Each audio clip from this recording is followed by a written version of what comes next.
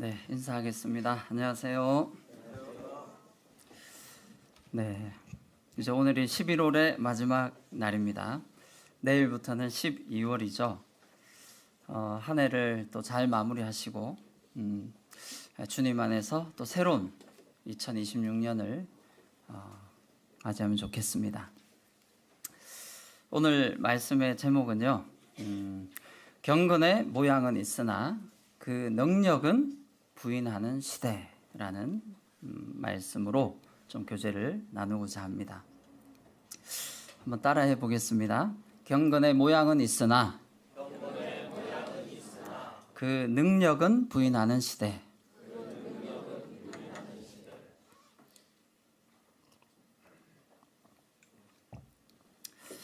네, 하나님께서는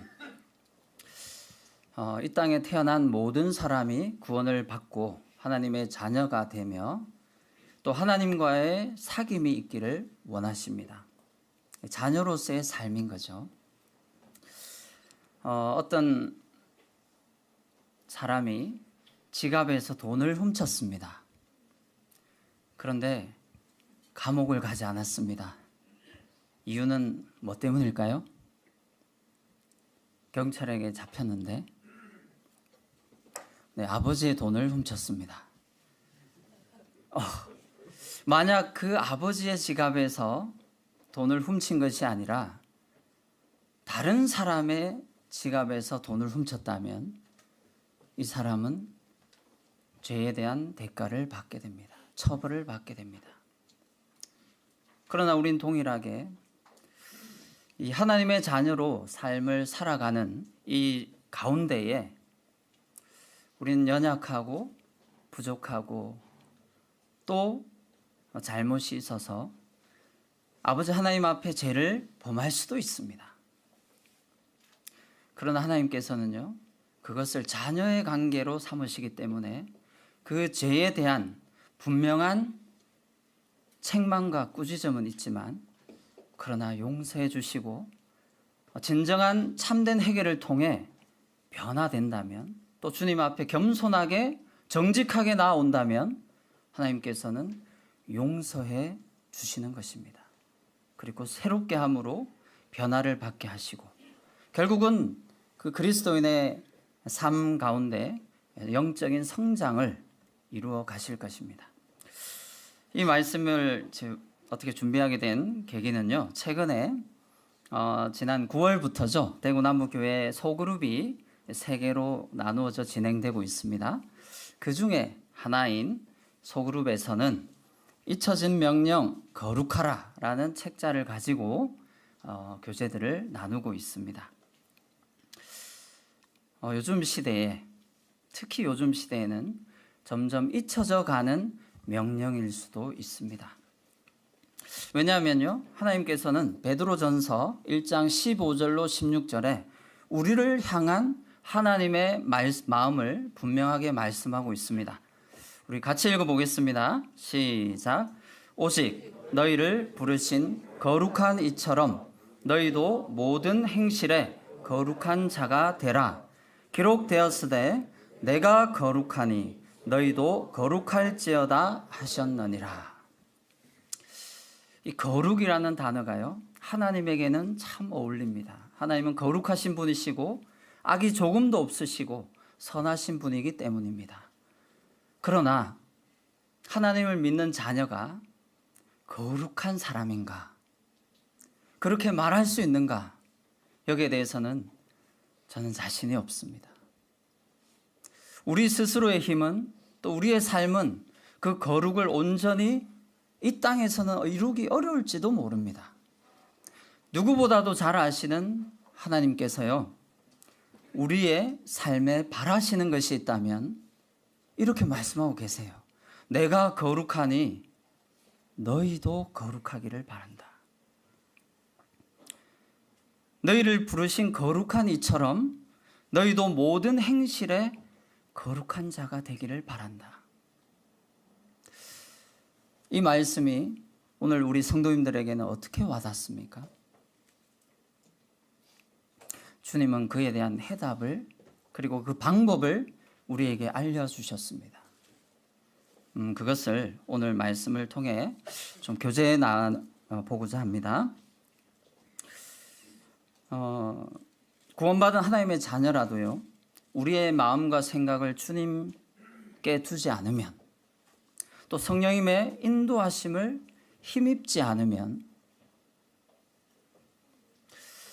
또 주님의 사랑과 돌보심을 깨닫지 못하면, 우리가 알기 전에, 또는 우리도 내 스스로를 생각하기도 전에 우리는 사단의 공격과 죄의 유혹으로부터 시험에 빠져 넘어질 수 있다는 것입니다. 우리 그리스도인이라 할지라도요. 세상과의 구별이 사라지는 교회가 된다면 여러분 어떨까요? 요즘에 어떤 유명한 책이 나왔습니다. 세속화의 폭풍우가 몰아친다 라는 그런 제목의 책이었습니다. 세속화, 세상과 구별이 되지 않는 교회. 디모데후서 4장 10절에 보면 이런 말씀이 있습니다. 대만은 이 세상을 사랑하여 나를 버리고 데살로니가로 갔고, 그레스게는 갈라디아로, 디도는 달마디아로 갔고, 이런 말씀이 있습니다.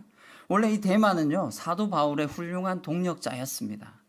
그와 함께 주님이 맡기신 많은 일들을 감당하고 있었습니다. 그런데 어느 정도 시간이 지나서요, 그의 마음속에 뭐가 들어왔냐면요, 세상을 사랑하는 마음이 들어왔습니다. 그래서 그는 결국 사도 바울을 버리고, 이것이 정확하게 사도 바울을 떠나서 데살로니가로 가서 어떤 일을 행했는지는 명확하게 알 수 없지만, 우리가 생각해 볼 때 세상을 사랑했다면 주님이 기뻐하시지 않는 삶을 살았을 것으로 예상할 수 있습니다. 다시 말하면 믿음에서 떠났거나 신앙을 실패했거나 낙심하여 그 죄로 인한 그 마음이 더 악해졌을 가능성도 있다는 것입니다. 더 이상 하나님의 자녀로서 기쁨이 없고요, 하나님과의 관계에서 회복이 없고요, 하나님을 기쁘시게 하는 삶을 살지 못하는, 결국은 거룩에서 멀어지는 삶을 살게 되었을 것 같습니다. 그런데 세상과의 구별이 사라지는 교회라면요, 우리도 동일합니다. 교회 안에서 세속화의 물결이 휘몰아친다면요, 어떤 방법으로 들어올까요?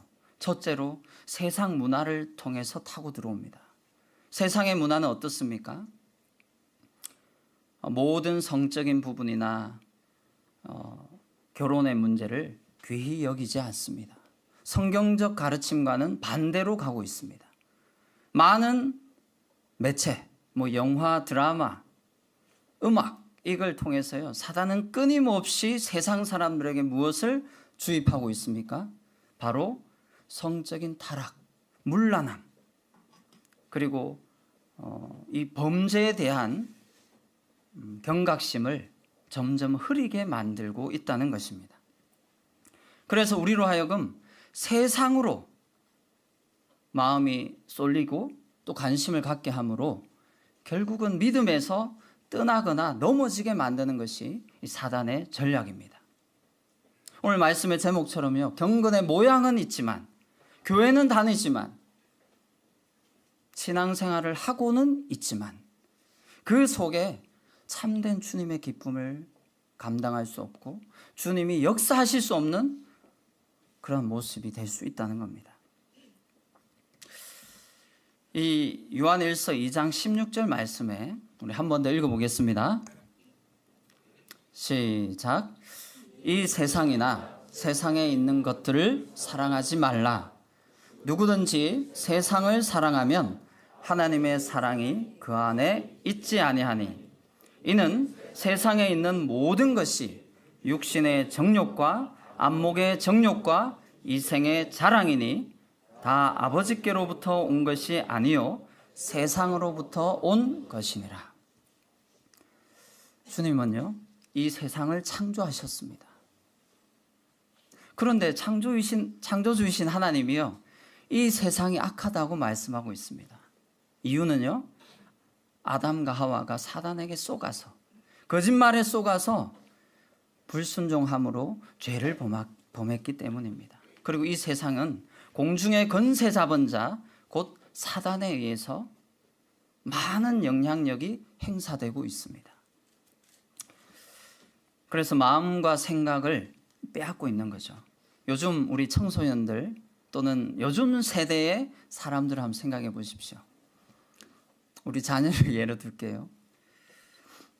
어느 날 휴대폰 사용 시간을 딱 봤더니요, 10시간.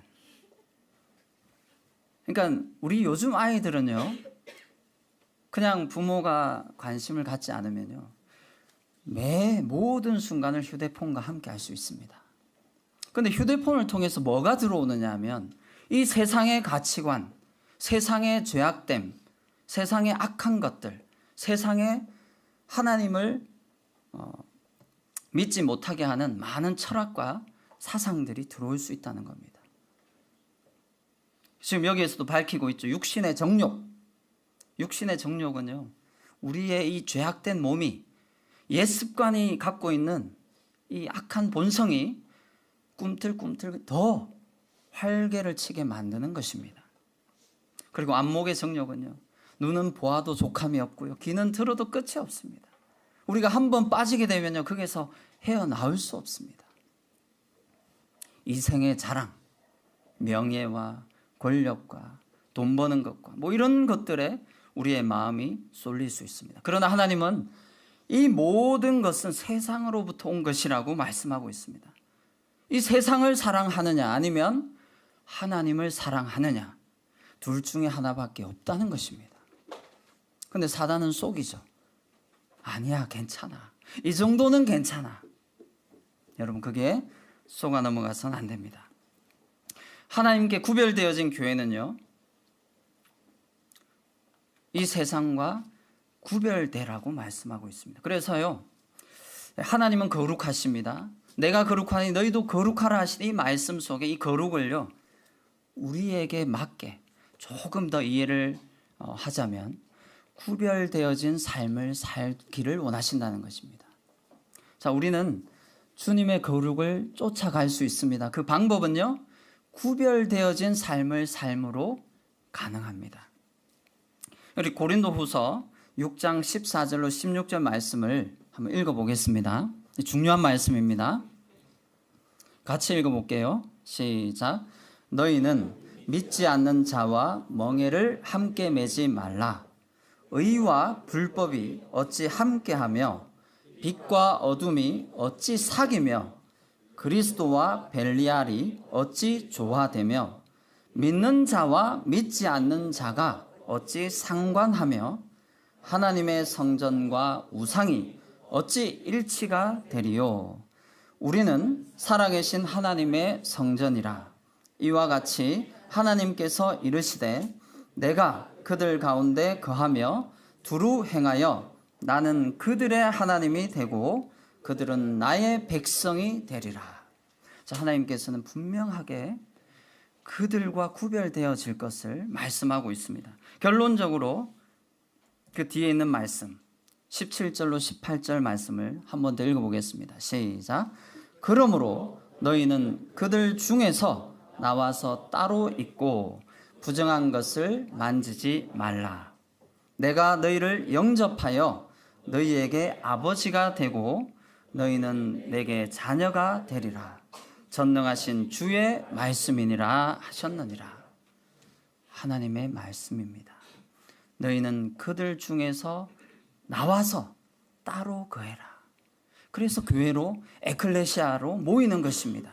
세상과 구별되어진 곳, 세상으로부터 나온 곳, 더 이상 세속화에 물들지 않는 곳, 여기가 바로 교회입니다. 그런데 만약 교회 속에 죄가 들어오고 세상의 세속화의 물결 속에서 많은 문제들이 들어온다면 더 이상 우리는 하나님 앞에 영광을 돌려드릴 수 없습니다. 청년들이나 또 우리 믿음의 자녀들 믿음 안에서 주 안에서 결혼하기를 간절히 기도해야 됩니다. 믿는 자와 믿지 않는 자가 물론 상황에 따라 어쩔 수 없는 경우도 있겠지만 하나님의 뜻은 그게 아니라는 겁니다. 주 안에서 결혼을 귀히 여기고 빛 가운데 결혼을 하기를 원하십니다. 그런데 요즘 젊은이들은 그렇지 않습니다. 그렇지 않은 사고방식을 많이 갖고 있습니다. 설문조사에 의하면 혼전 성관계, 동거 이것을요 너무 아무렇지도 않게 생각하고 있다는 겁니다. 세상에서 추구하는 것들을 쫓아가면 결국 우리의 거룩과 구별은 잃어버리게 된다는 것입니다.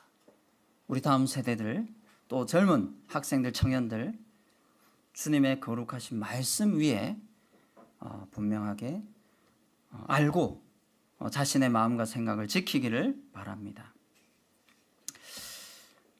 그런데요, 교재 중에 이런 내용이 있었습니다. 우리는 죄를 지을 수밖에 없다. 반은 맞고 반은 틀렸습니다. 제가 다르게 질문해 볼게요. 우리는 죄를 지을 수도 있는 사람이다. 와, 나는 죄를 지을 수밖에 없는 사람이다. 이거의 차이점이 뭘까요? 우리는 전에 계속 복음 이후로 하나님의 자녀로서 영적으로 어떻게 성장해 가고 있는가를 말씀드렸습니다. 비록 우리는 구원받았고 하나님의 자녀가 되었지만 여전히 우리 속에 옛 습관, 육신이 꿈틀거리고 있습니다. 흔적이 남아 있습니다. 그러나 우리가 그것을 제대로 여기고 알고 주님 앞에 반응하지 않으면 죄로 인하여 우리는 그 시험에 빠지게 되고 넘어지게 된다는 것입니다. 그럼 여기에서 나는 죄를 지울 수밖에 없는 사람이라고 말한다면 이 사람은 어떻게 되냐면요, 면죄부만을 원하는 삶을 살게 될 수도 있습니다. 내 생각이 우선이고요, 내 욕심에 이끌려서 경건을 이익의 방도로 생각하는 사람입니다. 아니면요, 은혜만 강조합니다. 그래서 자기는 무슨 죄를 짓더라도 하나님께서 용서해 주셨어, 그러니까 난 괜찮아 라고 생각해서 방종의 삶을 살게 된다는 것입니다. 곧 경건의 모양은 있지만 실제적인 경건의 능력이 그 사람을 통해서 역사하실 수 없고 나타내실 수 없고 하나님의 영광을 받으실 수 없다는 것입니다.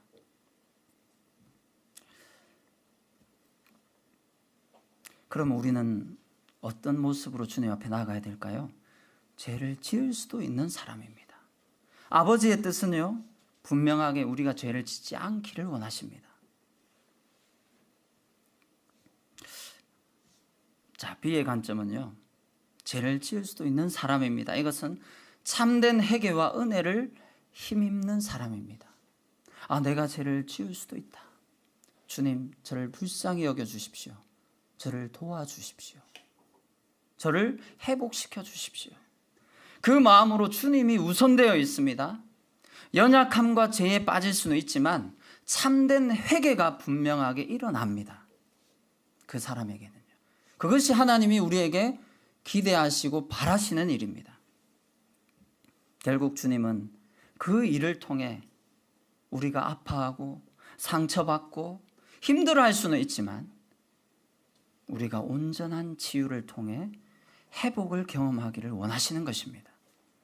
그래서 그때는요, 사랑의 징계와 책망을 받을 수도 있습니다. 그러나 그것이 있어야만 하나님 앞에서 진정한 회복이 일어납니다. 그리고 구별된 삶으로 나아가 경건의 능력이 그 속에서 회복되는 것입니다. 우리가 잘 알고 있는 요한복음 8장 1절부터 11절에는요, 현장에서 간음하다가 붙잡힌 여인이 바리새인과 서기관들에 의해서 붙잡혀 예수님 앞으로 나오는 장면이 있습니다. 이 여인은 구원받지 않은 죄인입니다. 그래서 죄를 짓다가 현장에서, 그 성적인 죄를 짓다가 현장에서 붙잡혀 와가지고 서기관과 바리새인들이 말하기를, 율법에는, 모세 율법에는 명하기를 이렇게 간음하다가 붙잡힌 여인을 돌로 쳐 죽이라 명하였습니다. 예수님은 뭐라고 말씀하시겠습니까? 라고 물었습니다. 그런데 예수님은요, 그들에게 이렇게 말씀하셨습니다. 너희 중에 죄 없는 자가 먼저 돌로 치라. 이 말씀을 들은 거기에 모인 많은 사람들은요, 한 사람도 돌을 들어 칠 수 없었습니다. 왜냐하면 그들 모두가 죄인이기 때문입니다. 그들의 마음속에 죄가 있기 때문입니다. 그러고 나서 그들 모두가 떠나갔습니다. 이제 주님 앞에 이 여인이 남아 있습니다. 이 여인 앞에 주님이 말씀하십니다. 자, 우리 뭐라고 말씀했는지 읽어볼까요? 8장 11절 시작. 나도 너를 정죄하지 아니하노니 가서 다시는 죄를 범하지 말라 하시니라. 이 말씀에 주목하시기 바랍니다. 주님은요, 주님의 뜻은 너희가 가서 다시는 죄를 범하지 말라는 것입니다. 그런데 우리의 잘못된 마음은 이 말씀을 어떻게 받아들일까요? 내가 중심이 되고 내가 주인이 되어 있고 내 마음대로 살아가는 사람은요, 또 육신적인 그리스도인은요, 여전히 어린아이의 상태에 머물러 있는 사람은요, 이렇게 생각할 수 있습니다. 너희 중에 죄 없는 자가 먼저 돌로 치라 하셨어. 그래, 우리 모두는 죄인이니까 아무도 나를 돌로 칠 수 없어. 우리는 죄를 지을 수밖에 없어. 주님도 정죄하지 않으시니까 죄를 지어도 괜찮아. 여기에 반응할 수 있습니다. 그러나 주님의 마음은 뭐였습니까? 주님의 마음은 죄는 용서했지만 가서 다시는 죄를 범하지 말라는 데에 주님의 마음이 있었습니다. 공의의 하나님은요, 죄를 미워하시지만 죄인은 사랑하신다는 것을 알려주셨습니다. 죄를 범한 그 여인을 용서하셨어요. 그를 받아주셨습니다. 그리고 구원해 주셨습니다. 그리고 그 여인은요, 그 죄 앞에 온전한 자신의 치부가 드러났습니다. 사람들에게 부끄러움을 당했습니다. 사람들에게 손가락질을 당했습니다. 그들이 돌로 칠까봐 죽음의 두려움 앞에 떨었습니다. 그는 주님 앞에 무슨 마음을 가졌을까요? 주님께서, 사랑의 주님께서 말씀하셨습니다. 나도 너를 정죄하지 않겠다. 이제 가서 다시는 죄를 범하지 말라. 이 여인은요, 그 말씀에 감동되어 사랑으로 자신의 마음과 생각과 행동과 삶이 변화되었습니다. 성경에 나와 있는 몇몇 부분들을 살펴보면요, 이때 구원받은 이 여인은 주님을 따르는 훌륭한 삶을 살았다고 나와 있습니다. 더 이상 죄에 매여 종노릇하지 말고 주님의 사랑으로 새 생명 가운데 새롭게 함을 받기를 원하시는 것이 주님의 마음입니다. 우리 요한 1서 2장 1절로 2절 말씀이 정말 오늘 말씀의 중요한 해결책입니다. 우리 같이 읽어보겠습니다. 요한 1서 2장 1절로 2절 시작.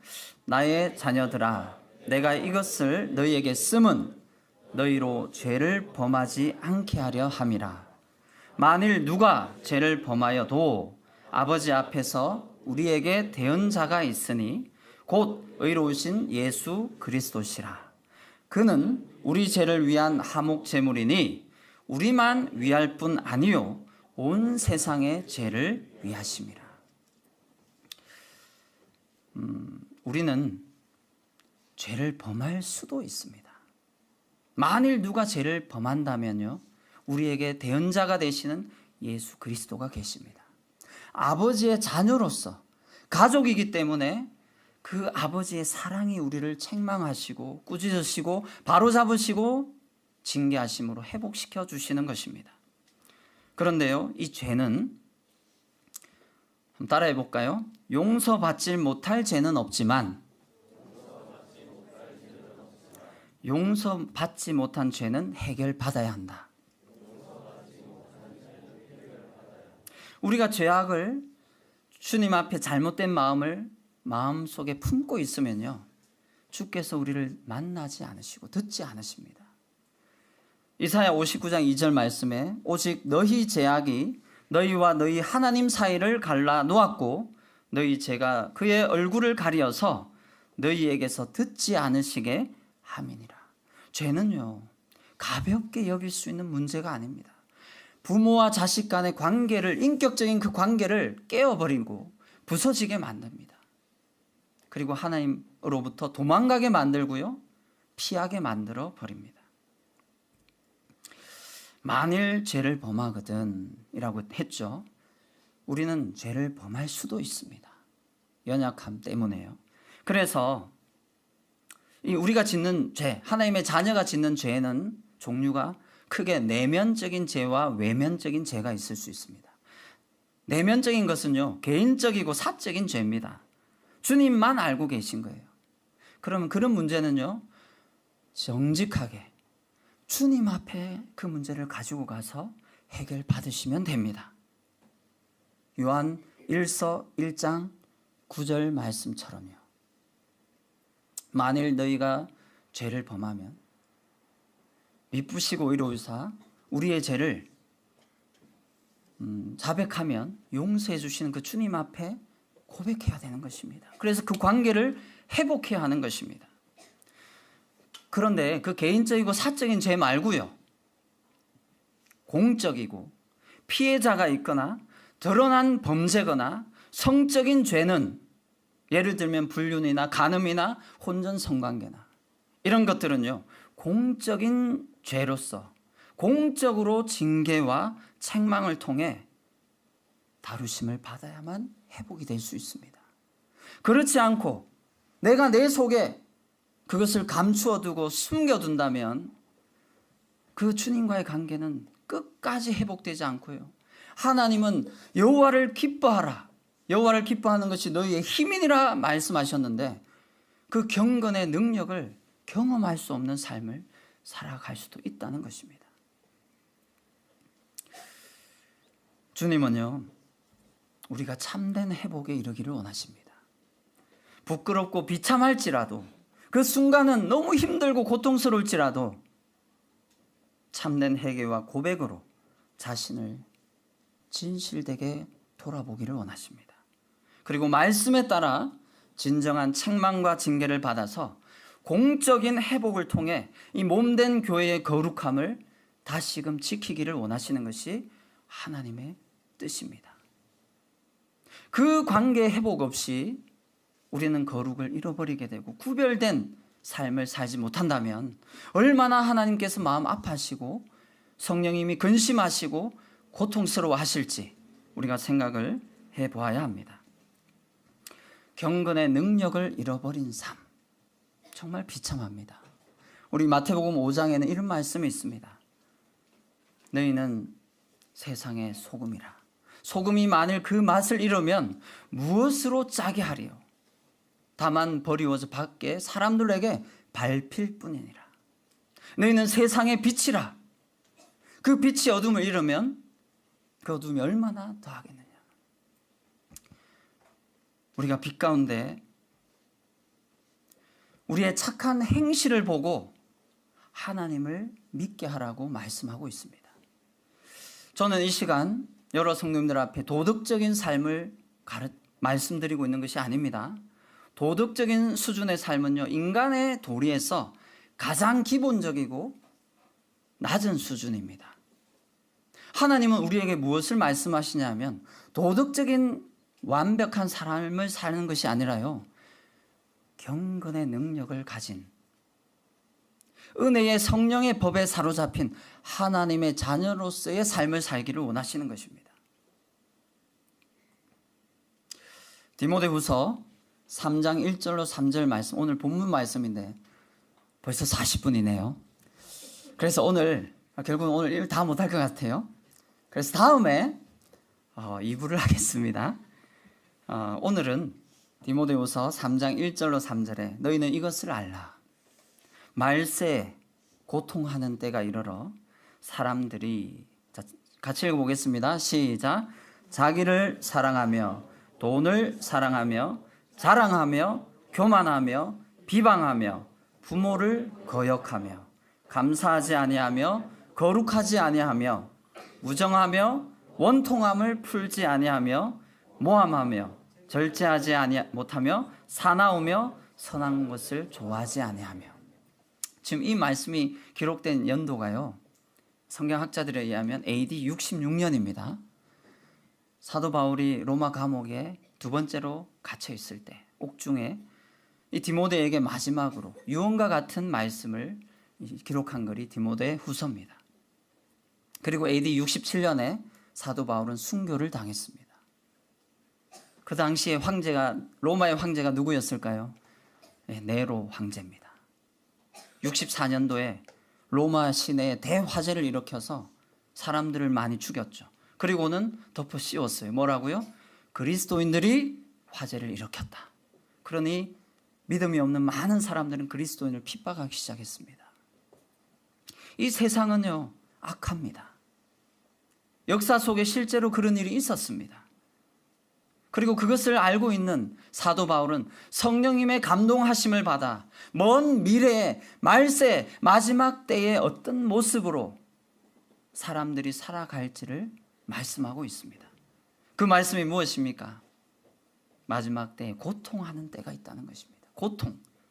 이 세상이 고통스럽습니다. 죄와 불법을 행함으로 사람들이 고통을 당합니다.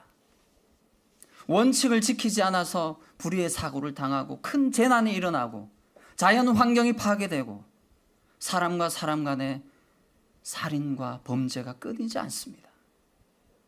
이 속에서, 이 세상에서 도대체 무슨 희망을 기대하십니까? 세상 속에는 희망이 없습니다. 소망이 없습니다.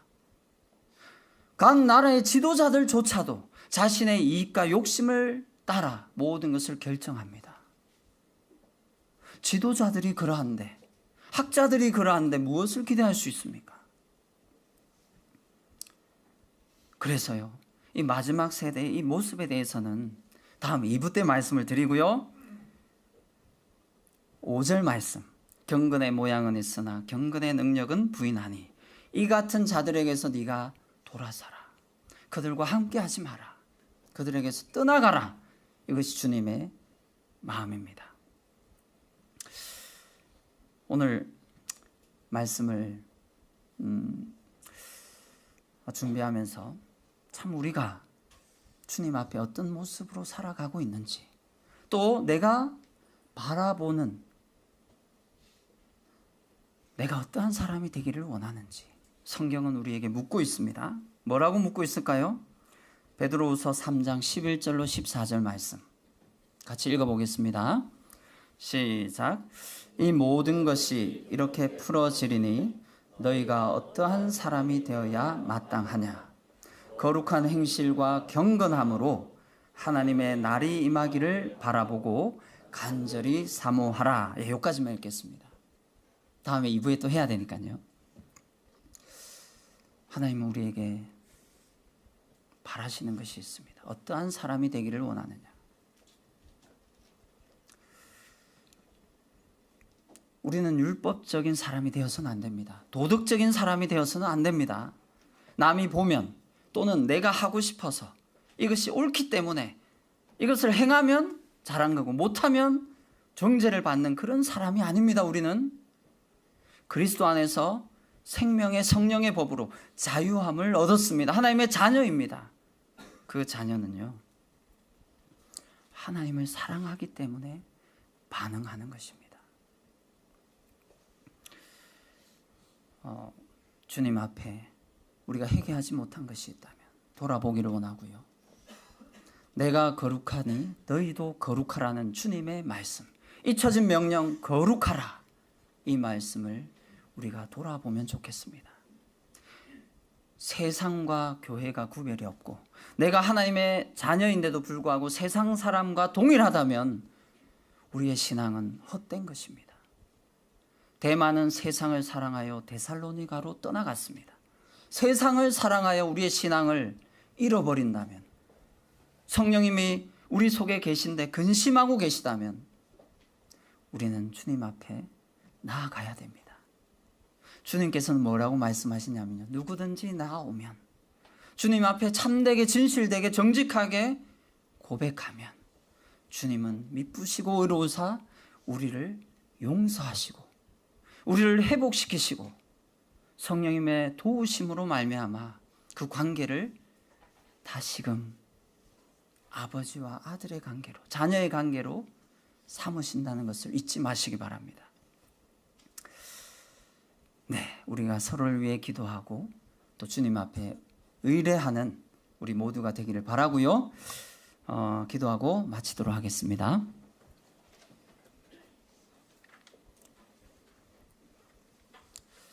아버지 하나님, 죄악된 세상 속에서 참 우리를 구원하여 주심을 감사합니다. 우리 속에 있는 것은 만물보다 거짓되고 심히 부패한 것이었습니다. 우리 스스로는 제 용서함을 받을 만한 그 어떤 선함도 없음을 고백합니다.